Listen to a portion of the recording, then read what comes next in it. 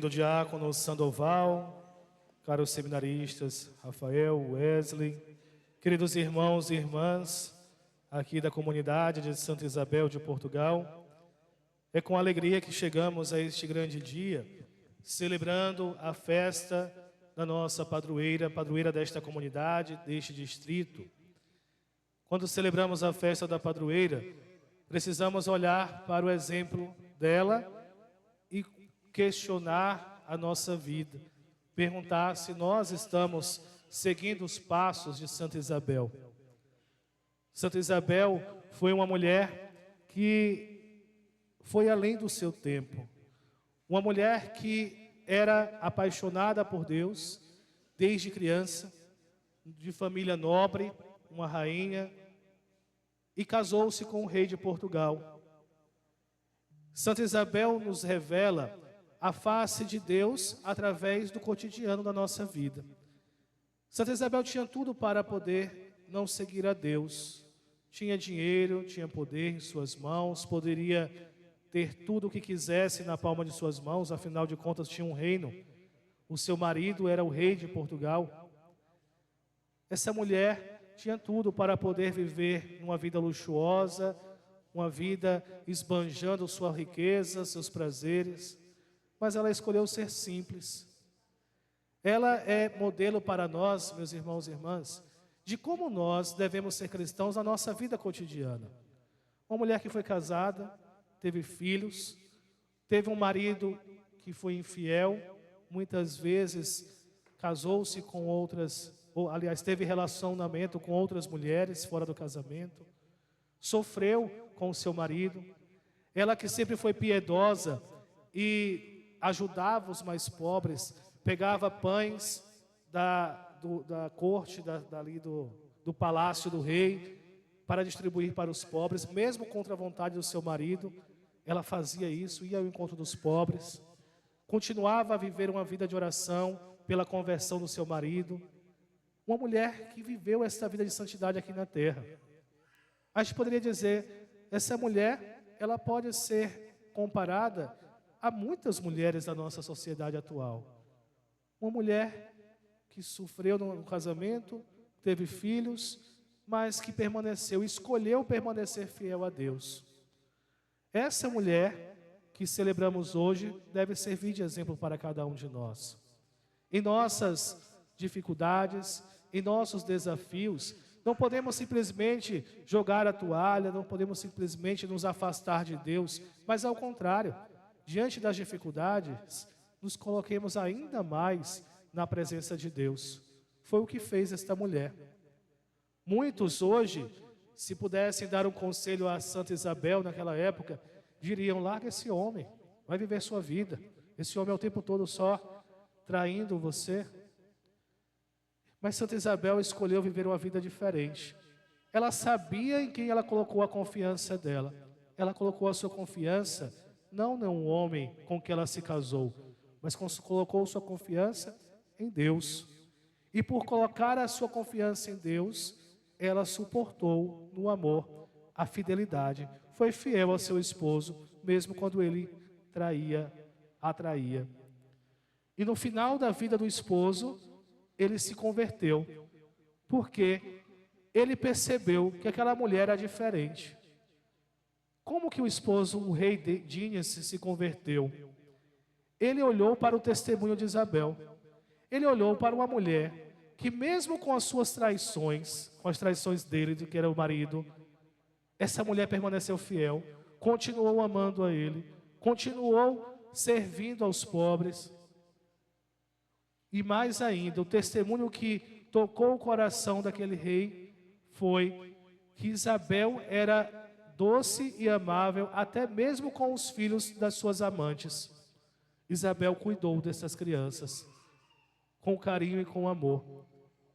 E este homem, então, deixou-se ser moldado pelo testemunho dessa mulher. Ele olhou para o testemunho de sua esposa e disse, essa mulher é diferente. Aqui, meus irmãos e irmãs, podemos perceber o quanto que uma mulher sábia pode edificar a casa, pode mudar a história de sua família. Eu disse no início e repito, esta mulher tinha tudo para fazer totalmente o contrário. Quantas mulheres hoje vivem esta realidade? De maridos que traem, que têm filhos com outras mulheres, que talvez as maltratam. Quantas mulheres vivem esta realidade hoje? E a primeira atitude é desistir, deixar de lado o casamento. Deus, Ele tem projetos maiores para cada um de nós. E Ele promete que se nós perseverarmos na fé, Ele será fiel também a nós. Deus sempre é fiel. E nós precisamos, na nossa fidelidade a Deus, buscar superar os desafios da nossa vida. Quando as coisas apertam, precisamos dobrar os joelhos no chão. Quantos exemplos de mulheres sábias nós temos que viveram essa experiência com Deus? Santa Mônica é outra mulher que teve problemas no casamento.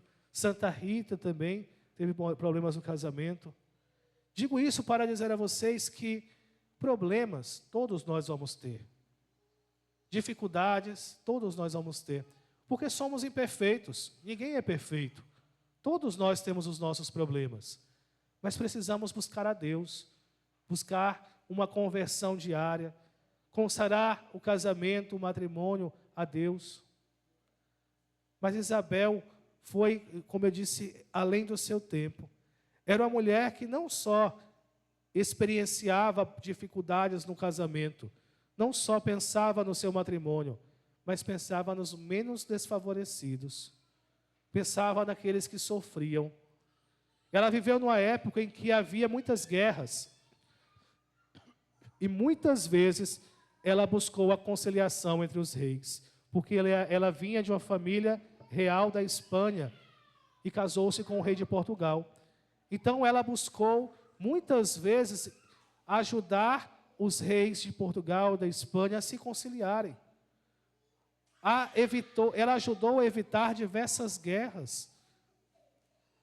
E aí nós podemos nos lembrar daquele discurso do Sermão da Montanha de Jesus, quando ele dizia: bem-aventurados os promotores, os que promovem a paz, porque serão chamados filhos de Deus. Hoje nós podemos louvar e bendizer, honrar, venerar a Santa Isabel de Portugal, porque ela foi digna de ser chamada filha de Deus, por causa das suas ações neste mundo, porque soube buscar promover a paz na sua casa, na sua família, e não só em casa, mas também no mundo afora, nas nações, a paz entre as nações. E além disso, Santa Isabel também teve um amor profundo pelos pobres. Nós ouvimos no Evangelho de hoje um relato de Jesus de como será o juízo final, como será o nosso julgamento. Jesus diz que quando nós estivermos diante do Pai, eis que o Senhor, como justo juiz, nos perguntará, dirá para aqueles que viveram o Evangelho neste mundo: vinde benditos do meu Pai, adentrai as moradas que preparei para vós. Por quê? Porque quando eu estive nu, me destes de vestir. Quando estive fome, me destes de comer. Quando estive preso, fostes me visitar. Nosso Senhor nos ensina que não adianta nós vivermos uma fé puramente espiritual, uma fé que não se encarna, que não se transforma em ações.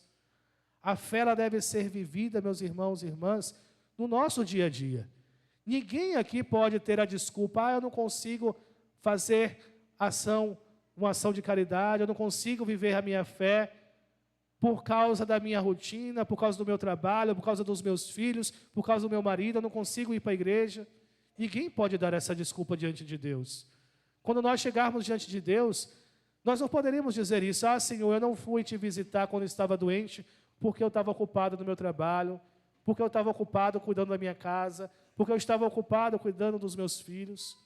Nós não teremos esse direito, porque nós vimos o exemplo da nossa padroeira, uma mãe de família, uma esposa, rainha, que mesmo com tantos afazeres, ainda assim buscava amar o outro, buscava amar o mais necessitado, buscava cuidar da sua família, rezar pela conversão dos seus.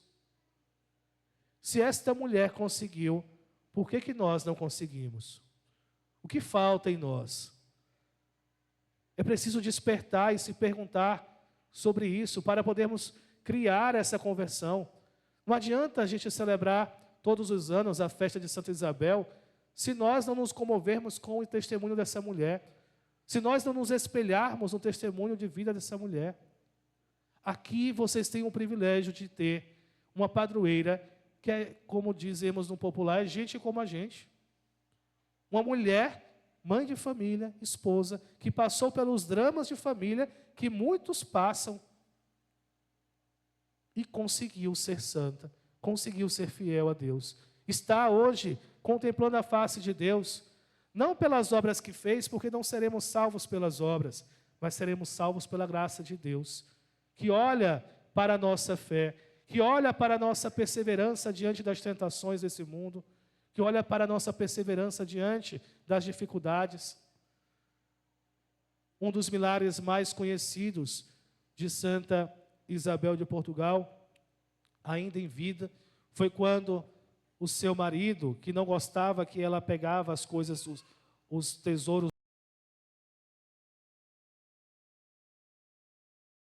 ela estava com o seu manto cheio de coisas para doar para os pobres, e ele pergunta: o que você está carregando no seu manto? E ela diz: rosas. E aí ele pede para ela abrir o manto, e quando ele abre o manto, eis que caem rosas do manto de Santa Isabel. E por isso a imagem dela é representada com aquelas rosas e com o pão na mão.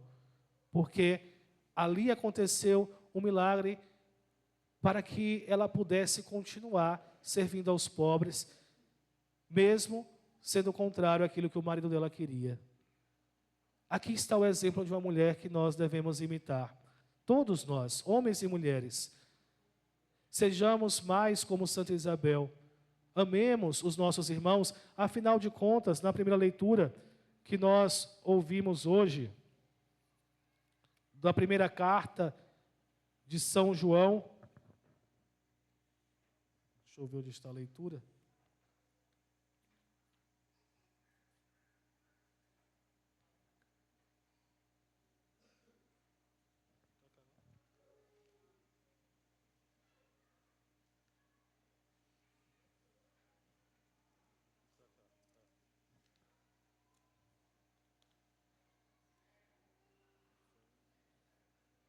Colossenses. Na carta de São João, primeira carta de São João. Caríssimos, nós sabemos que passamos da morte para a vida porque amamos os irmãos. Nosso irmão, São João, evangelista, que escreve esta carta, vai dizer para nós que nós sabemos que chegaremos ao céu quando ele diz aqui, passamos da morte para a vida, ou seja, passamos pela morte desta vida para a vida eterna, sabemos que chegaremos lá na medida em que nós amarmos. Santa Isabel chegou ao céu porque aprendeu a amar. Aprendeu a amar a Deus em primeiro lugar, aprendeu a amar o seu esposo, mesmo com suas dificuldades, com suas infidelidades. Aprendeu a amar o mais pobre, o mais necessitado, os irmãos. Meus irmãos e irmãs, nós seremos santos quando nós crescermos no amor, quando nós aprendermos a amar verdadeiramente, não amar com palavras, porque esse amor que nós muitas vezes dizemos, com as palavras, se ele não se traduz nas nossas ações, é um amor falso, não é um amor verdadeiro. O amor verdadeiro, ele se traduz em ação. Por isso que Jesus no Evangelho diz que quem ama é aquele que serve, é aquele que busca sanar as necessidades do outro, por amor. Essa será a razão pela qual nós seremos salvos. A graça de Deus nos alcança, e por essa graça, nós amamos tanto a Deus que esse amor se transborda em amor ao outro. É assim que, meus irmãos, que devemos viver, amando a Deus sobre todas as coisas e ao próximo, como o próprio Cristo nos amou, nos colocando a serviço do outro. Santa Isabel hoje nos dá este exemplo. Vocês meditaram ao longo deste tríduo sobre a família. Família como uma boa notícia para o mundo. A boa notícia da família, uma família que se torna uma boa notícia para o mundo, não é uma família perfeita. Não existe família perfeita. Só a família de Nazaré. Jesus, Maria e José. Nossas famílias não são perfeitas. Nossas famílias têm problemas. Os homens, as mulheres, os filhos, temos problemas. E nós não vamos resolver os problemas simplesmente ignorando, achando que eles não existem. Nós não vamos resolver os problemas se nós continuarmos nos isolando dentro de casa. Porque na maioria das vezes o que acontece, quando o marido briga com a mulher, ou quando a mulher fica com raiva do marido, ou os filhos se chateiam com os pais, muitas vezes o que acontece, a primeira atitude daqueles que se frustram, que ficam com raiva, é o isolamento. Se isolam, fecham a cara um para o outro, ficam com raiva, ficam de bruna, né? Ficam isolados, vão para o quarto, o marido dorme virado para um lado, a mulher virada para o outro. É a primeira atitude, e isso é um risco, porque do isolamento, meus irmãos e irmãs, vem a tentação de nós nos acostumarmos com este isolamento. Ontem nós celebrávamos São Tomé. São Tomé viveu essa experiência do isolamento. Depois que Jesus morreu, ele, ao invés de permanecer unido na comunidade, o que ele faz? Sai da comunidade, vai se isolar, vai ficar sozinho. E quando ele se isola, eis que perde a oportunidade de encontrar-se com Cristo ressuscitado. E aí quando os irmãos anunciam a graça, Jesus ressuscitou, Tomé não acredita, duvida. Quando nós nos isolamos, perdemos a graça de Deus em nossas vidas, tanto na família quanto na comunidade. Não podemos nos isolar. Como que nós, então, vamos resolver os problemas da família? Da mesma forma que Jesus fez com São Tomé no Evangelho de ontem. Jesus, quando entrou na casa, no cenáculo, com as portas fechadas, não censurou Tomé, não brigou com ele, mas disse para Tomé: vem tocar nas minhas feridas. Na família, nós temos também muitas feridas. Nós somos feridos porque nos decepcionamos uns com os outros, porque decepcionamos o outro. E nós vamos resolver esses problemas quando aprendermos a tocar nas nossas feridas em casa. Mas não tocar para poder acusar o outro, não tocar nas feridas para poder apontar o dedo simplesmente para o outro. Mas precisamos tocar na ferida para curá-la. E o modo como devemos curar a ferida é com o amor. Jesus curou a ferida de Tomé amando Tomé e não brigando com ele. E depois que Tomé, então, é curado por Cristo, faz a oração. Meu Senhor e meu Deus, hoje, diante das dificuldades e das realidades diversas que encontramos nas famílias, precisamos ter a coragem de não deixar a ferida para trás, não jogar a sujeira para debaixo do tapete, mas de nós trazermos a ferida para o diálogo, para a reconciliação, de reconhecermos, olha, eu me excedi, e pedi perdão para o outro, eu cometi o erro, reconhecer as suas feridas e tocar a ferida do outro. Isso se faz necessário.